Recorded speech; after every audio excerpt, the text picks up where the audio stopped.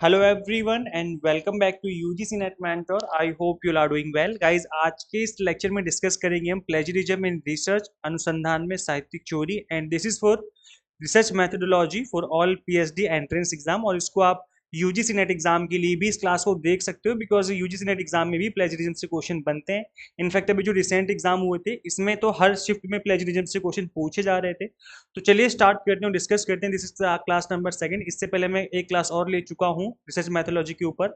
अभी तक आपने नहीं देखा तो देख लेना। वैसे मैं इन सभी क्लासेस की प्लेलिस्ट बना दूंगा जिसका मैं नाम रखूंगा research mythology for PhD exam करके, ताकि आप इन सभी क्लासेस को एक साथ एक्सेस कर पाओ। और ये जितनी भी क्लासेस हैं इन सभी को एज ए प्लेलिस्ट में बना करके इसी चैनल पे कर दूंगा, ताकि आप प्लेलिस्ट सेक्शन में जाकर के भी इन सभी क्लासेस को एक साथ देख पाओ। दिस इज अबाउट मी, जैसे कि आप सभी को पता होगा और अभी तक आपने इस चैनल को सब्सक्राइब नहीं किया, सो मेक श्योर आप इस चैनल को सब्सक्राइब कर लें, ताकि आपको यूजीसी नेट से रिलेटेड, पीएचडी से related and assistant professor job से रिलेटेड सभी तरह के ऑथेंटिक अपडेट मिलते रहे। चलिए गाइस कंटिन्यू करते हैं। टेलीग्राम ग्रुप ज्वाइन कर सकते हो आप इंस्टाग्राम पे हमें फॉलो कर सकते हो यूजीसी नेट मेंटर के नाम से। कई बार क्या होता है, मैं लेक्चर नहीं ले पाता या मैं वीडियोस नहीं बना पाता, बट कोई इंपॉर्टेंट इन्फॉर्मेशन देनी होती है तो मैं अपने सोशल मीडिया हैंडल पे डाल देता हूँ, ताकि मेरे सभी स्टूडेंट्स तक इंपॉर्टेंट अपडेट पहुंच जाए। तो ये तभी होता है जब मैं वीडियो नहीं बना पाता, अदरवाइज में तो मैं ज़्यादातर तो मैं वीडियो बना के इन्फॉर्म कर देता हूँ। तो जो सोशल मीडिया हैंडल्स हैं आप इनको फॉलो कर सकते हो। इन सभी के लिंक आपको इसी वीडियो के डिस्क्रिप्शन बॉक्स में मिल जाएंगे। और कंप्लीट कोर्स ज्वाइन करने के लिए सिंपली आप गूगल प्ले स्टोर से UGC net mentor app install कर सकते हो। अगर आप आईओएस यूजर है तो उसका लिंक भी आपको इसी वीडियो के description box and comment box में देखने को मिल जाएगा।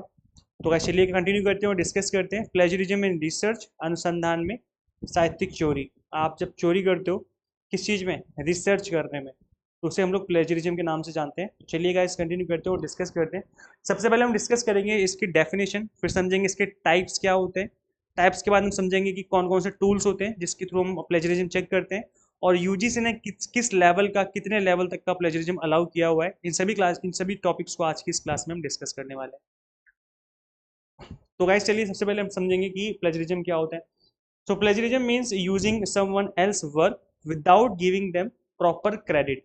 आप किसी और के काम को उचित श्रेय दिए बिना ही उसका उपयोग करते हो, इसी को हम क्या बोलेंगे, साहित्यिक चोरी कहते हैं।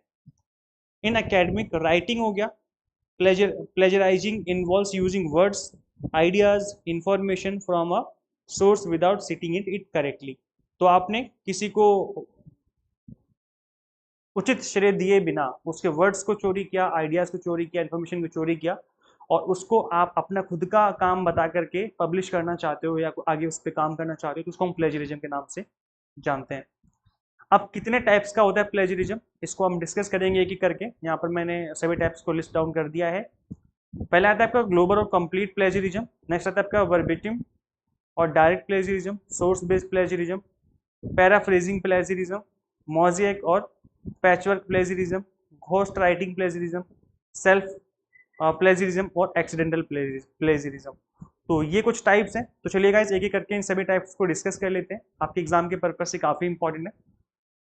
तो देखो गाइस, इसमें जो पहली टाइप होती है आपकी प्लेजरिज्म की, दैट इज ग्लोबल और कंप्लीट प्लेजरिज्म। देखो नाम से पता चल रहा है, कंप्लीट का मतलब है कि आपने ऑलमोस्ट सारा ही 90 to 100% के आसपास आपने ऑलमोस्ट सारा काम ही चोरी कर लिया किसी का, और उसका नाम हटा करके अपना नाम वहां पर ऐड कर दिया और आगे जो है वो दे दिया, पब्लिश कर दिया। तो वो क्या है, कंप्लीट प्लेजरिज्म है। जैसे फॉर एग्जांपल आपका फ्रेंड एक असाइनमेंट बना करके लाया, असाइनमेंट जो है वो 20 पेजेस का असाइनमेंट है, उसने फ्रंट पेज पे अपना नाम लिखा हुआ है। आपने क्या किया, फ्रंट पेज उसका हटाया, फाड़ के फेंक दिया, फ्रंट पेज अपना लगा दिया, और बाकी जो 19 पेजेस हैं उसमें चिपका दिए, और अपने कॉलेज टीचर को या स्कूल टीचर को सबमिट कर दिया असाइनमेंट। तो ये वाला जो काम है इसको हम कहेंगे कंप्लीट प्लेजरिज्म। मतलब यहाँ पर आपने कुछ भी नहीं किया, बस नाम अपना लगा दिया, उसका हटा दिया, बाकी सब वैसे रहने दिया। तो इसको कहा जाएगा ग्लोबल और complete plagiarism. Is inarguably the most severe form of plagiarism. It is as good as stealing. It happens when an author blatantly copies somebody else's work in its entirety and passes it on their own name. तो क्या बोला जा रहा है कि ऐसा तब होता है जब कोई लेखक किसी दूसरे के काम को पूरी तरह से नकल करता है और उसे अपना मान लेता है और आगे पब्लिश करा देता है। Since complete plagiarism is always committed deliberately, ये जानबूझ के किया जाता है क्योंकि आप 100% काम चोरी कर रहे हो, and disguise the ownership of the work. It is directly recognized under copyright violation and can lead to intellectual property abuse and legal battle. इससे क्या होगा कि यहाँ पर कॉपीराइट उल्लंघन जो है वो माना जाएगा यहाँ पर, और ऐसे में आपको कानूनी लड़ाई लड़नी पड़ सकती है अगर किसी ने केस कर दिया कि भाई ये जो है कंप्लीट मेरा काम है। तो इस तरीके से चीजें हो जाती हैं। नेक्स्ट टाइप आती है इसमें आपका वर्बेटिम और डायरेक्ट प्लेजरिज्म। इसका क्या मतलब है? It happens when you copy a part of someone else work. अब इसमें क्या है कि पार्ट कर रहे हो, एक कॉपी कर रहे हो। जैसे आपने आपके फ्रेंड का जो है 20 पेजेस बना के लाया था असाइनमेंट, आपने क्या किया, लास्ट के उसके 4 पेजेस निकाल के अपने में लगा करके और अपने में लगा दिए वो 4 पेजेस, और कुछ पेजेस अपनी तरफ से लिख दिए असाइनमेंट सबमिट करने टाइम पे, है ना। तो कुछ इस तरीके का काम किया, मतलब कंप्लीट उसकी चोरी नहीं करी, बट कुछ पार्ट जो है उसका आपने चोरी कर लिया। तो ये आपका डायरेक्ट प्लेजरिज्म या वर्बेटिम कहा जाएगा। और तो यहाँ पे क्या है, part of someone else work or word to word without providing adequate credit और एट्रीब्यूशन। मतलब आपने उनको क्रेडिट नहीं दिया। जब आप कोई किसी काम को कहीं से उठा रहे हो, कॉपी कर रहे हो, तो उसको एट द एंड आप क्रेडिट दे दो कि हमने यहाँ से इस काम को उठाया है। The ideas, structure, and diction in your work would match the original author's work, even if you were to change a few words or the position of sentences here and there, the final result remains the same. आपने क्या किया, कुछ words को change करने की कोशिश करी, कुछ लाइनों को आगे पीछे कर दिया, बट उससे इतना फर्क नहीं पड़ेगा, जो काम है वो तो सेम ही रहने वाला है ना। तो ये क्या है, आपका डायरेक्ट प्लेजरिज्म की कैटेगरी में आ जाएगा। बस याद रखना कि पहले वाले केस में क्या होता है कि इसमें आप इंटायर काम को कॉपी कर लेते हो, और इसमें क्या होता है, एक कंप्लीट जो है कॉपी नहीं करते, बट एक पार्ट कॉपी कर लेते हो काम का। तो ये आपका डायरेक्ट और वर्बेटिम प्लेजरिज्म हो जाएगा। थर्ड होता है आपका source based plagiarism. Source based plagiarism result from an author trying to mislead or disguise the natural source of their work. अब यहाँ पे क्या बोला जा रहा है, अच्छा यहाँ पर आप कुछ स्टूडेंट्स को लग रहा होगा कि सर ने यहाँ पे हिंदी में तो दिया ही नहीं स्लाइड को, तो हिंदी वाली स्लाइड नेक्स्ट वाले स्लाइड में है, सो डोंट वरी। स्रोत आधारित साहित्यिक चोरी एक लेखक द्वारा अपने काम के प्राकृतिक स्रोत को गुमराह करने या छिपाने की कोशिश के परिणाम स्वरूप होती है। जो उसका सोर्स था, जो उसका नेचुरल सोर्स था, जहां से उस चीज को लिया गया था, आपने वहां पर उन चीजों को मैनिपुलेट करने की कोशिश करी। थोड़ा सा मैं इसको और एक्सप्लेन करता हूँ। क्या बोला जा रहा है कि जब एक author trying to mislead or disguise the natural source of their work, so you write a paper giving enough citation, but when the editor or peer reviews try to cross check your reference, they find a dead end or incorrect information. होता क्या क्या क्या guys कि suppose करो मैंने एक research paper लिखा, और उस रिसर्च पेपर को लिखने में मैंने एक दूसरे रिसर्च पेपर का एक रेफरेंस लिया था, और इसको लिखा था मिस्टर ABC अग्रवाल ने, एग्जाम्पल के तौर पे। तो यहाँ पर मुझे बताना चाहिए था कि भाई इस पेपर को मैंने इस पेपर का रेफरेंस लिया है, इस पर्सन ने लिखा है, इस ईयर में लिखा है, और इस वाले रिसर्च पेपर में इसको पब्लिश, इस वाले रिसर्च पेपर जो पब्लिश होते हैं जर्नल वगैरह जो रहते हैं उसमें पब्लिश किया गया है। तो मैंने इस चीज़ को लिखा, लेकिन जब इस चीज़ को चेक किया गया तो एक्चुअल में वो पेपर था ही नहीं, तो वहाँ पकड़े गए। तो इसको कहा जाएगा सोर्स बेस्ड प्लेजरिज्म। मतलब यहाँ पे आपने गड़बड़ कर दी, जो सोर्स था वही आपका सही नहीं निकला, यहाँ पे गड़बड़ हो गई। So they find a dead or incorrect information. Another instance is when you use both primary and secondary data to support your argument, but only cite the former with no reference for the later. तो आपने क्या किया, आपने दोनों data को use किया। देखो research में दोनों डेटा यूज होते हैं, प्राइमरी भी होता है और सेकेंडरी भी होता है।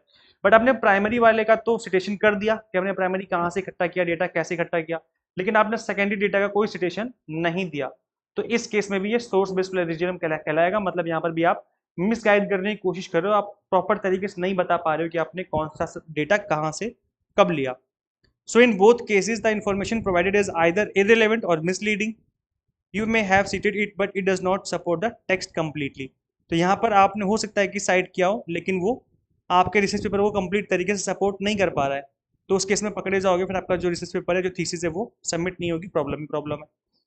और इसी तरीके से एक अनदर टाइप होती है प्लेजरिज्म की, जिसको हम data manipulation and counter fitting कहते हैं। इसका नाम भी गाइस याद कर लो, क्योंकि एग्जाम में हो सकता है कि इस तरह से क्वेश्चन पूछ लिया जाए कि काउंटर फीटिंग क्या होता है प्लेजरिज्म में।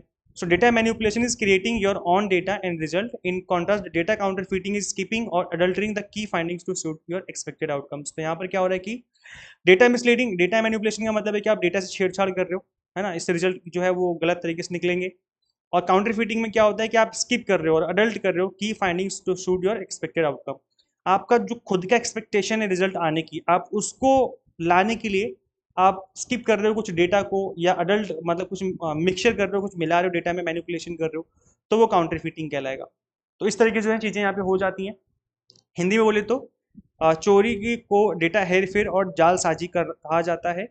ये आपकी इसमें टाइप होती है। तो इसमें डेटा मैनिपुलेशन में क्या होता है, आप डेटा और परिणाम जो है अपने मैनिपुलेट कर रहे हो, और इसके विपरीत डेटा जालसाजी में क्या होता है कि अपेक्षित परिणामों को लाने के लिए आपने क्या किया, कुछ निष्कर्षों को छोड़ दिया या कुछ डेटा में मिलावट कर दी, तो इसको जालसाजी भी कहा जाएगा। तो इस तरह की जो चीज़ें होती हैं वो भी आपकी प्लेजरिज्म के अंदर ही आ जाती हैं। नेक्स्ट आपका इसमें पैराफ्रेजिंग प्लेजरिज्म, साहित्यिक चोरी की व्याख्या करना। तो पैराफ्रेजिंग में गाइस क्या होता है, paraphrasing plagiarism is one of the more common type of plagiarism. It refers to when an author copies ideas, thought and inferences, rephrases sentences and then claim ownership. मतलब यहाँ पे क्या है कि आप टेक्स्ट कॉपी नहीं कर रहे हो, बट आप यहाँ पे आइडिया कॉपी कर रहे हो, किसी के थॉट कॉपी कर रहे हो, किसी के तर्क कॉपी कर रहे हो, रीफ्रेज कर रहे हो उनको, है ना। तो इस तरह की जो चोरी करोगे इसको हम पैराफ्रेजिंग प्लेजरिज्म के नाम से जानते हैं। अब इसको, ये जो टाइप है ये याद रखना, बिकॉज कई बार एग्जाम में ऐसे ही पूछ लेंगे कि भाई जो प्लेजरिज्म में आइडिया चोरी करते हैं, थॉट चोरी करते हैं, वो तो कौन सी कैटेगरी की प्लेजरिज्म कहलाती है, क्या कहलाती है, तो इसको हम कहेंगे paraphrasing plagiarism. So compared to verbatim, paraphrasing plagiarism involves changing words, sentences, semantics or translating text. The general idea or the topic of the thesis, however, remains the same. मतलब यहाँ पे आपने आइडिया ही कॉपी कर लिया, thought copy कर लिया, बाकी जो चीज़ें वो आपने चेंज कर दी, समझ रहे हो। तो इसमें जो है ये चीज़ें होती हैं कि आपने टेक्स्ट चेंज कर दिया, मतलब जो आप लिख रहे हो वो आपने चेंज कर दिया, अब उसको सर्च किया जाएगा तो वो कहीं भी नहीं मिल रहा। मतलब कहने का कि आपने 10 पेज लिखे और 10 के 10 पेज आपने अपने वर्ड्स में लिखे, तो उसको जब टूल में डाला जाएगा, प्लेजरिज्म जो चेक करता है टूल, उसमें दिखाएगा कि भाई ये जो है बिल्कुल ओरिजिनल है, कहीं भी कोई भी चोरी नहीं करी गई। लेकिन जिस आइडिया पे काम किया गया है ना, ये वो कंप्लीट आइडिया ही आपने किसी चोरी किया था। तो अगर इस तरह की कोई चोरी करी तो वो पैराफ्रेजिंग प्लेजरिज्म की कैटेगरी में आ जाती है। नेक्स्ट है आपका mosaic or patchwork plagiarism. Mosaic or patchwork साहित्यिक चोरी क्या होता है guys? One of the more mischievous ways to abstain from writing original work is mosaic plagiarism. Patchwork or mosaic plagiarism occurs when an author stitches together a research paper by lending pieces from multiple sources and weaving them as their creation. तो यहाँ पे guys क्या होता है कि suppose करो आपको एक रिसर्च पेपर लिखना है, आपने क्या किया, 10 रिसर्च पेपर उठाए सिमिलर टाइप के जो उसी टॉपिक पे लिखे गए, और इन 10 के 10 रिसर्च पेपर से आपने 10 10 लाइनें उठा ली सभी से, और उन सभी को मर्ज करके एक नया रिसर्च पेपर बना दिया। तो अगर आपने ये काम किया है ना, तो ये मोज़ेक और पैचवर्क प्लेजरिज्म के नाम से जाना जाता है। समझ रहे हो मैं क्या बोल रहा हूँ? आपने थीसिस लिखनी है पीएचडी के लिए, उस थीसिस को लिखने के लिए आपने क्या किया, आपने उसी सिमिलर टॉपिक, मिलते जुलते टॉपिक पे 10 अलग अलग थीसिस डाउनलोड कर ली, और उन 10 के 10 थीसिस से आपने चोरी करना स्टार्ट कर दिया, अलग अलग जगह से अलग अलग चीज़ें आपने चोरी कर ली, और चोरी करने के बाद इन सबको मर्ज कर दिया और उसको अपना थीसिस बना दिया। तो अगर जो आपने इस तरह के काम किए हैं तो ये कहा जाएगा पैचवर्क प्लेजरिज्म, मोज़ेक भी कहते हैं इसको हम लोग, ठीक है। तो इसको याद रखना आप लोग, बिकॉज ये एग्जाम में कई बार पूछ लेते हैं। So it's common for authors to refer a various sources. देखो ये बात कॉमन है कि आपने अलग अलग ऑथर का सहारा लिया हो, अलग अलग सोर्सेज का सहारा लिया हो, लेकिन पैच दैम टुगेदर, मतलब उनको पैच करके एक अलग ही चीज़ बना के क्रिएट करना, वो गलत है फिर। तो आप रेफरेंस ले सकते हो कि हाँ उन्होंने किस तरीके से रिसर्च करी थी, हम भी उस तरीके से करने की कोशिश करेंगे, बट ये नहीं कि आपने उनको उनकी लाइनें उठा ली, उनकी पूरी के पूरे पेजेस ही कॉपी कर दिए और फिर एक नई चीज़ जो है वो उससे इन्वेंट करने की कोशिश कर रहे हो। नेक्स्ट है आपका घोस्ट राइटिंग और भूत लेखन कहते हैं हिंदी में हम उसको, भूत। घोस्ट राइटिंग का है मतलब इसको हम कहेंगे कि किसी और से आपने पेपर लिखवा लिया पैसे दे करके, और आपने अपना नाम लिख करके उसमें पब्लिश करवा दिया, वो घोस्ट राइटिंग है। So outside of the academic world ghost writing is entirely acceptable. Academic world के बाहर इस चीज़ को काफ़ी बड़े लेवल पे किया जाता है, और ये एक्सेप्टेबल भी है, जनता आसानी से इसको एक्सेप्ट कर लेती है। लीडर करते हैं, जो पॉलिटिशियन होते हैं, लीडर डू इट, पॉलिटिशियन जो हैं वो करते हैं, नेता लोग करते हैं, पॉलिटिशियन करते हैं, आर्टिस्ट भी करते हैं। आर्टिस्ट समझ रहे हो, जो हीरो हीरोइन होते हैं, जो मूवी बनाते हैं, एक्टर्स वगैरह, वो लोग भी करते हैं। तो ये लोग क्या करते हैं कि ये जो चीज़ें लिखी हुई होती है ना, वो कोई और लिखता है, मतलब राइटर कोई और होता है और बोलने वाला कोई और होता है। जैसे एग्जांपल के तौर पे आपने कोई मूवी देखी, तो जो मूवी आप देख रहे हो ना, उस मूवी में जो एक्टर बोल रहे हैं वो एक्टर खुद से नहीं बोल रहे, वो एक्टर बस किसी चीज को पढ़ के बोल रहे हैं, स्क्रिप्ट होती है, उस स्क्रिप्ट को पढ़ करके बोल रहे हैं आगे, है ना। तो इसको कहा जाएगा घोस्ट राइटिंग। मतलब यहाँ पर जो एक्टर है वो नहीं बोल रहा है कुछ, वो सिर्फ एक्टिंग कर रहा है, पीछे से बुलवाने वाला कोई और ही है, जो डायरेक्टर है जो राइटर है, वो उस तरीके से उसको बुलवाने के लिए बोल रहे हैं कि आप इस तरीके से बोलो, ज़्यादा मतलब भाई सही मूवी बन जाएगी। ये सेम चीज़ पॉलिटिशियन करते हैं। अच्छा एक चीज़ मैं आप लोगों से हाथ जोड़ के रिक्वेस्ट करना चाहूँगा कि जब मैं पॉलिटिशियन का नाम लूँ ना, या मैं पॉलिटिशियन का कोई एग्जांपल दूँ, आप लोग ना एक स्पेसिफिक पार्टी को लेकर के चढ़ जाते हो, मेरे ऊपर कमेंट करने लग जाते हो यार कि सर तो ये है, सर तो वो है। यार मैं स्टूडेंट्स को एग्जांपल भी देना छोड़ दूँ क्या अब? मैंने जैसे मूवी का एग्जांपल दिया, एक्टर्स का एग्जांपल दिया, इसमें मैंने कुछ गलत बोला क्या? मैंने देखा कि ये जब भी मैं कोई एग्जांपल देता हूँ पॉलिटिक्स को लेकर के, बच्चे मेरे पे चढ़ जाते हैं कि सर आपने ऐसा कैसे बोल दिया, आप तो बिल्कुल पॉलिटिक्स में घुसे जा रहे हो। अरे यार मैं एग्जांपल दे रहा हूँ भाई। पॉलिटिशियन का मतलब समझते हो? पॉलिटिशियन का मतलब ऑल पॉलिटिशियन, सिर्फ इंडिया के नहीं, इंटायर वर्ल्ड के पॉलिटिशियन की बात कर रहा हूँ मैं, सबकी A to Z, सारी पार्टीज, इंडिया की सारी पार्टीज, पूरे वर्ल्ड की सारी पार्टीज। पॉलिटिशियन का मतलब कोई स्पेसिफिक पार्टी नहीं होता भाई, पॉलिटिशियन का मतलब होता है इंटायर वर्ल्ड के अंदर जो पॉलिटिक्स चली, जो नेता हैं, वो सब लोग घोस्ट राइटिंग का यूज करते हैं। चलो मैं इंडिया का एग्जाम्पल ही नहीं देता, छोड़ो यार। अमेरिका में डोनाल्ड ट्रंप, या हम बात करें बराक ओबामा जो पहले राष्ट्रपति रहे वहाँ पर, या जो अभी जो बाइडेन है, या इसके बाद कोई नया बनेगा, तो इसमें क्या है गाइस कि ये सब लोग क्या करते हैं, जो बोल रहे होते हैं ना, ये खुद से नहीं बोलते, मतलब बहुत कम ऐसा होता है खुद से बोले। ऐसा नहीं होता कि हमेशा ही किसी और का लिखा हुआ बोलते हैं, कभी कभार खुद से भी बोलते हैं, बट मोस्टली 90% केस में ऐसा ही होता है कि वो किसी और के द्वारा लिखी गई स्क्रिप्ट को पढ़ रहे होते हैं कि भाई इस तरीके से चीजें हो गई, अच्छा हुआ हमारे देश के लिए खराब हुआ।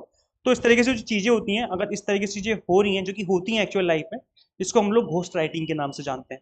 अच्छा मुझे एक चीज याद आ गई, मैं ऐसा क्यों बोल रहा हूँ। पॉलिसीज वाला मैंने एक क्लास ली थी पॉलिसीज के ऊपर, पार्ट 1 पार्ट 2 करके, आप देखना इंपॉर्टेंट टॉपिक सीरीज मैंने करवाई हुई है। इसमें मैंने पॉलिसीज के एग्जाम्पल दिए थे कि भाई किस तरीके से नेता लोग पॉलिसीज का यूज करते हैं। तो इसमें मैंने कुछ एग्जाम्पल दे दिया, अब बच्चे मेरे पे चढ़ गए कमेंट सेक्शन में कि सर आपने तो, आप तो बिल्कुल पॉलिटिक्स में घुसे जा रहे हो, आपको तो नेता बन जाना चाहिए। अरे यार मुझे नेता नहीं बनना, मैं टीचर ही ठीक हूँ, मैं बचपन से टीचर ही बनना चाहता था, और मैं इंजॉय करता हूँ पढ़ाना, मुझे अच्छा लगता है पढ़ाना। तो जस्ट मैंने एग्जांपल दिए स्टूडेंट्स को, और बच्चे मेरे पे चढ़ गए कि सर आपने ऐसा कैसे बोला, कि मैंने कुछ भी गलत नहीं बोला, जस्ट मैंने पॉलिटिशियन बोला था, नेता बोला था। पॉलिटिशियन का मतलब सारे पॉलिटिशियन हो गए ना, ऑल A to Z जितने भी हैं, कोई भी पार्टी हो, सब सब सारे पॉलिटिशियन। तो ये बात है। तो चलो खैर कोई बात नहीं, आगे बढ़ते हैं। Ghost writing is the act of using, अच्छा हम अगर बात करें एकेडमिक वर्ल्ड में, तो एकेडमिक वर्ल्ड में घोस्ट राइटिंग क्या होती है? It is an act of using an acknowledged unacknowledged person assistance to complete a paper. मतलब आपने एक ऐसे पर्सन का यूज किया जिसको आपने एक्नॉलेज नहीं किया, उसने आपकी हेल्प की थी पेपर लिखने में। जो कि बहुत बार ऐसा होता है गाइज, जब आप PhD करोगे ना, तो PhD करने में क्या होता है कि जो आपके गाइड होते हैं वो कहते हैं कि भाई हम कोई रिसर्च पेपर लिख रहे हैं, आप एक काम करो, इस रिसर्च पेपर के लिए आप डेटा एनालिसिस कर दो हमारे लिए। तो कई बार वो नाम लिख देते हैं आपका, कई बार वो नाम नहीं भी लिखते हैं, लेकिन डेटा एनालिसिस का काम पूरा आपसे करवाया गया और उन्होंने अपना पेपर पब्लिश कर दिया। तो अगर इस तरीके से वो कर रहे हैं विदाउट आपका नेम, पेपर पब्लिश कर देते हैं, तो ऐसे में उसको फिर घोस्ट राइटिंग कहा जाएगा, जो कि अच्छी बात नहीं मानी जाती, तरीके से प्लेजरिज्म माना जाता है कि आप किसी और को अनएक्नॉलेज कर रहे हो उसके काम को, है ना। So this happens in 2 ways: when an author has their papers foundation laid out but pays someone else to write, edit or proofread. The other is when they pay someone to write the whole articles from scratch. तो कई बार क्या होता है कि आप किसी को पैसे दे करके ही करवा लेते हो पूरा का पूरा काम। कई बार क्या करते हो कि आपने कुछ लिखवा लिया, कुछ एडिट करवा लिया, कुछ प्रूफ रीडिंग करवा ली उससे। तो अगर आपने किसी और की हेल्प ली है थीसिस लिखने में, रिसर्च पेपर लिखने में, तो आप उसका प्रॉपर नेम मेंशन करना चाहिए, जो कि एक अच्छी बात मानी जाती है। तो गाइस देखो, ये जो मैं आपको बताया था ना घोस्ट राइटिंग, तो एकेडमिक में ज़्यादातर ये होता है जब आप PhD कर रहे होते हो, तो आपके जो गाइड होते हैं वो आपसे अपना काम करवाने स्टार्ट कर देते हैं कि भाई मेरा ये काम कर दो, ये पेपर मैं लिख रहा हूँ, ये थीसिस लिख रहा हूँ, ये करवा दो, वो करवा दो। तो 10 तरह की जो चीज़ें हैं वो आपसे करवा ली जाती है, फिर आपका नेम लिखा नहीं जाता। कई बार नाम भी मेंशन कर देते हैं, ऐसा नहीं है, हमेशा नहीं, हमेशा ऐसे ही करते हैं। जो अच्छे गाइड होते हैं, जो कई बार अच्छे सिंसियर गाइड मिलते हैं आपको, वो आपका नाम मेंशन करते हैं कि इन्होंने मेरी हेल्प करी है। बट कई बार नाम नहीं लिखा जाता, फिर वो गलत तरीके से जो चीज़ें हैं वो हो जाती हैं। इसको हम घोस्ट राइटिंग कहते हैं। चलिए गाइस आगे बढ़ते हैं, नेक्स्ट बढ़ते हैं हम लोग सेल्फ प्लेजरिज्म। नाम से पता चल रहा है सेल्फ मतलब खुद के काम का को ही आप कॉपी कर रहे हो। So this may surprise many but rehashing previous work, आप अपने खुद के प्रीवियस काम को ही कॉपी कर रहे हो, even if they are your on, is also considered as plagiarism. The biggest reason why self plagiarism is a policy is because you are trying to claim credit for something that you have already received credit for. मतलब आपको पहले credit मिल चुका है, but आप दोबारा से credit लेने की कोशिश कर रहे हो, तो फिर वो गलत हो जाएगा, आप खुद के ही काम को कॉपी कर रहे हो, है ना। तो इस तरह की जो चोरी होती है वो सेल्फ प्लेजरिज्म कहते हैं। Author often borrow there past data, अपने खुद के डेटा को आपने कॉपी किया, और कोई एक्सपेरिमेंट रिजल्ट था उसको कॉपी किया, उसको आपने पब्लिश कर दिया। तो इस तरह की जो चीजें हैं वो फिर आपकी सेल्फ प्लेजरिज्म का पार्ट बन जाती हैं। आई होप आपको चीजें समझ में आ रही, तो ईजी है ना। आगे बढ़ते हैं गाइस, नेक्स्ट आपका एक्सीडेंटल प्लेजरिज्म। और ज्यादातर ये जो चीजें हैं ये ज्यादातर हो जाती हैं लोगों से, गलती से हो जाती हैं, जो इसको हम एक्सीडेंटल कहते हैं। जानबूझ के नहीं किया, गलती से हो गया, अब क्या कर सकते हैं, हो गया तो हो गया, इसको हम एक्सीडेंटल प्लेजरिज्म कहते हैं। So apart from intentional forms of plagiarism, there is also accidental plagiarism. As the name suggests, it happens inadvertently, मतलब जानबूझ के आपने नहीं किया, अनजाने में हो गया आपसे। अनविटिंग पैराफ्रेजिंग हो गया, मिसिंग इन टेक्स्ट हो गया, एंड ऑफ टेक्स्ट सिटेशन हो गया, और not using quotation blocks falls under the same criteria. मतलब आपने कुछ भी गड़बड़ कर दी, जानबूझ के नहीं करी, आपने कई बार टेक्स्ट सेम हो जाते हैं, कई बार सिटेशन नहीं दिया आपने प्रॉपर तरीके से, कुछ गड़बड़ कर दी इस तरीके से। तो ये जो चीज़ें रहती हैं जनरली हमारे एक्सीडेंटल प्लेजरिज्म में आ जाती हैं। कई बार हम चीज़ें भूल जाते हैं करना, हमें याद था कि मैं बाद में नाम लिख दूंगा इस पर्सन का, बट मैं एंड मोमेंट पे भूल गया, नहीं लिखा मैंने, तो वो भी आपका एक्सीडेंटल प्लेजरिज्म में आ जाएगा। तो गाइज ये जो है आपकी कुछ मेन 8 टाइप्स की प्लेजरिज्म की टाइप्स होती हैं। अच्छा, आपको लेक्चर्स कैसे लगता है प्लीज़ कमेंट करके जरूर बताया करो। पता है इस लेक्चर को क्रिएट करने में बहुत टाइम लगता है, पीपीटी बनाने में कम से कम 1 से 1.5 घंटा लग जाता है, फिर क्लास को रिकॉर्ड करके अपलोड करने में लगा लो 3 से 4 घंटे लग जाते हैं इस क्लास को लेने में। तो इसलिए प्लीज़ कमेंट करके जरूर बताया करो। हम लोग का हार्डवर्क एज ए टीचर, हम लोग हार्डवर्क करते हैं आपके लिए, और आपके एग्जाम क्रैक हो जाए बस हम लोग की दुआ रहती है हमेशा। तो आप लोग प्लीज़ कमेंट करके जरूर बताया करो कि क्लासेस कैसी लगती हैं आपको, और क्लासेस को शेयर जरूर किया करो यार। बस एक ही मैं आप लोगों को रिक्वेस्ट करना चाहूँगा कि क्लास को शेयर जरूर किया करो, जिस भी ग्रुप में आप लोगों को वहाँ पे शेयर कर दो, जो भी आपके फ्रेंड्स तैयारी कर रहे हैं पीएचडी एंट्रेंस की या फिर यूजीसी नेट की, उनके साथ आप इस लेक्चर जरूर शेयर करें। So how does plagiarism happen, plagiarism हो कैसे जाता है, चोरी कैसे हो जाती है। देखो पहली चीज तो ये कि लैक ऑफ नॉलेज है, हमें नहीं पता कि भाई प्लेजरिज्म क्या होता है। मैं नया नया इस फील्ड में आया हूँ, मैंने काम करने स्टार्ट किया, गलती से मैंने चीजें कर दी, तो वो लैक ऑफ नॉलेज हो गया, इस वजह से मैंने गलती से मुझसे प्लेजरिज्म हो गया, साहित्यिक चोरी हो गई अनजाने में। ठीक है। नेक्स्ट आपका एक्सीडेंटली कॉपीइंग ऑफ वर्क, मैंने गलती से एक्सीडेंटली हो गया, जैसे हम अभी जस्ट डिस्कस करते हैं जो 8th टाइप होती है एक्सीडेंटल कॉपी करना, वो वाली चीज हो गई मेरे से। नेक्स्ट आपका forgetting to side source, source को लिखना भूल गए कि भाई आपने कहाँ से इस चीज़ को उठाया है, किसी लाइन को कॉपी किया आपने, तो वो कहाँ से लिया आपने, उसका नाम लिखना भूल गए अपने रिसर्च पेपर में या थीसिस में, तो ये गलती से चीज़ें हो गई। तो इस तरीके से चीज़ें हो जाती हैं। डिज़ायर और एक्सेल अमंग पीयर्स, अपने साथियों के बीच उत्कृष्टता प्राप्त करने की इच्छा जता, मतलब आप कुछ बढ़ चढ़ की चीज़ें करना चाहते हो लाइफ में लेकिन कर नहीं पा रहे, तो आपने कॉपी कर लिया। इससे क्या आपके पीयर्स के अंदर जो है एक्सेल, आप अच्छे माने जाओगे कि भाई ये तो बंदा रिसर्च पेपर लिख रहा है तो बड़े बड़े काम कर रहा है, लेकिन एक्चुअल में आप नहीं कर रहे उन चीज़ों को। और false believe that no one will catch them, तो आपने बिलीव करके रखा हुआ कि कोई पकड़ नहीं पाएगा आपको, लेकिन पकड़े गए बाद में। और no interest in academic work, आपको कोई इंटरेस्ट नहीं है रिसर्च पेपर लिखने में, बस आपको लिखना है क्योंकि असाइनमेंट है, या आपको 2 नंबर दिए जाने हैं।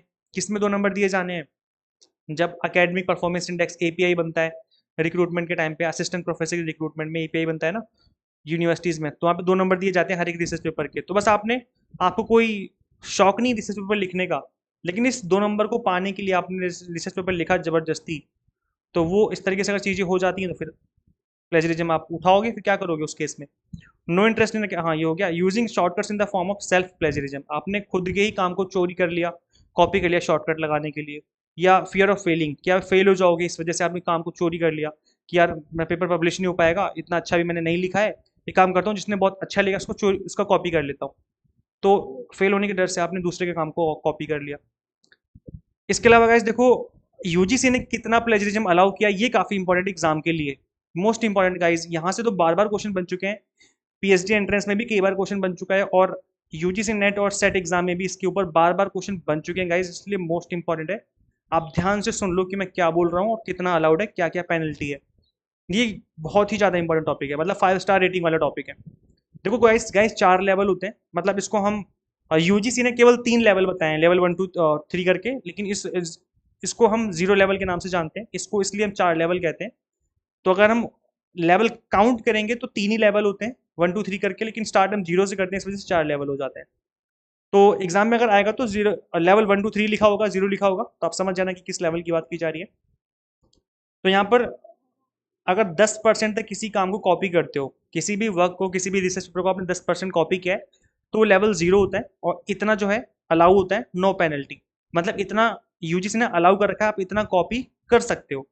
फिर लेवल 1 आता है जिसमें 10 से 40% तक सिमिलैरिटी पाई जाती है, तो ये जो है पेनल्टी के हकदार होते हैं। इसमें आपका रिसर्च पेपर या थीसिस पब्लिश नहीं होती है, आपको दोबारा काम करना पड़ता है। लेवल 2 में दोबारा 40 to 60% की कैटेगरी के अंदर अंदर आएगा, अगर कॉपी किया हुआ काम, तो भी आप रिसर्च पेपर पब्लिश नहीं कर सकते, आपको दोबारा से काम करना पड़ेगा।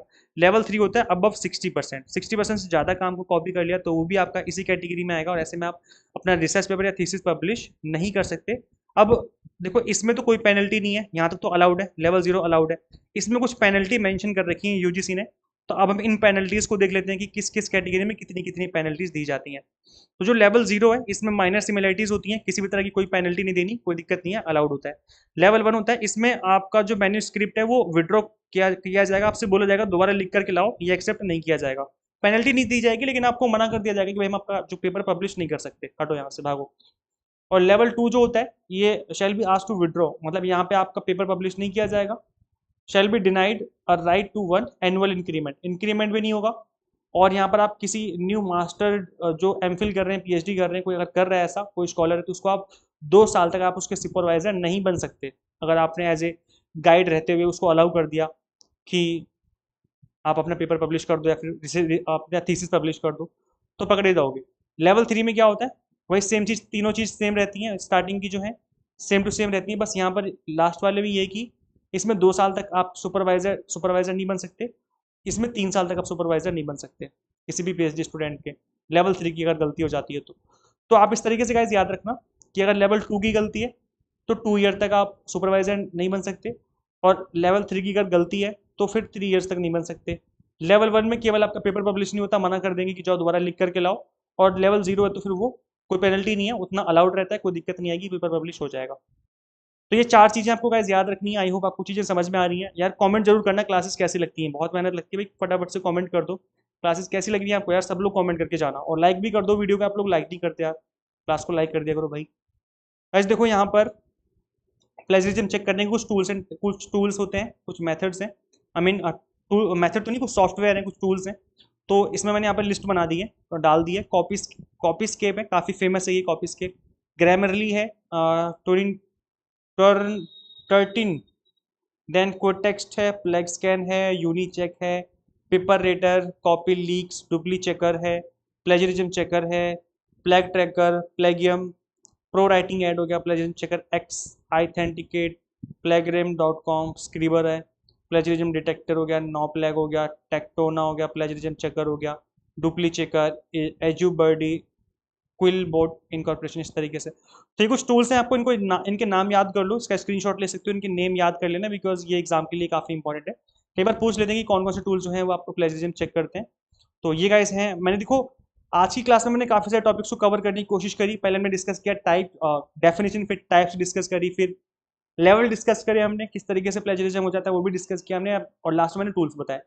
इसी तरीके से जैसे मैं आज आपको पढ़ा रहा था, मैंने कंप्लीट कोर्स डिज़ाइन किया हुआ है पीएचडी एंट्रेंस एग्जाम के लिए, और साथ ही मैंने यूजीसी नेट के लिए भी कोर्स को डिज़ाइन किया हुआ है इसी तरीके से जिसमें आज आपको पढ़ा रहा था।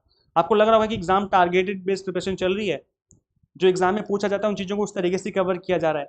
तो अगर आप कंप्लीट कोर्स ज्वाइन करना चाहते हो, तो यूजीसी नेट को फर्स्ट अटैम्प्ट में क्रैक करना हो, या पीएचडी एंट्रेंस को फर्स्ट अटैम्प्ट में क्रैक करना हो, आप एग्जाम टारगेट बेस्ड प्रिपरेशन कर सकते हो। पेपर 1 हो गया commerce, management and political science, इसके अलावा अब पीएचडी एंट्रेंस का कोर्स भी हमने लॉन्च किया है।